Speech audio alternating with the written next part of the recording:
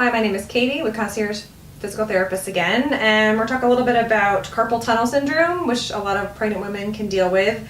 And basically, with the overall buildup of fluid in your body as you're pregnant, there's a small little tunnel here where there's nerves and veins, and when that gets filled, then you sometimes will have pain.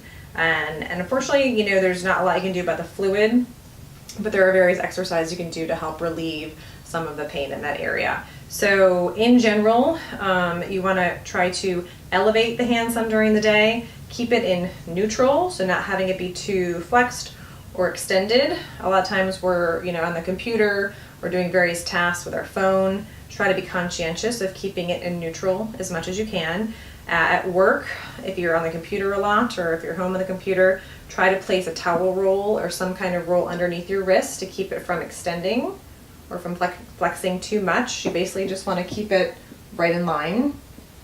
During your day, especially if you're using your hands a lot, you want to stop and do some stretches, including the prayer stretch, which is placing your palms together and just dropping down to a point where it feels like a nice, tense stretch, not pain. And holding, breathe into it about 30 seconds, do that several times. And it's a good idea to do these stretches just periodically throughout your day. You can also do a nice reverse, which is placing the back side of your hands coming down. You can try different methods of that, up, down. Just play with whatever works for you.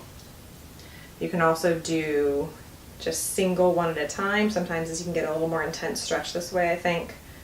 Kind of grabbing the ends of your fingers and hold. Make sure your shoulders aren't up, keep them down. And then just turning and try to grab the hand more with this one versus the fingers. So you get a nice stretch. Never should be painful, it should just feel good. During your day, stopping and doing circles both ways. You can spell out the alphabet with your hands.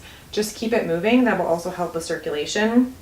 I think sometimes people do well kind of just holding it up periodically and kind of almost milking your arm. If you're sitting on the couch, kind of placing it up on the couch so that it's supported at the end of the day, and milking up towards your armpit, which is where you have lymph drainage, and just helping pump it, milk it out. Sometimes it can just help decrease some of that fluid that's built up during the day.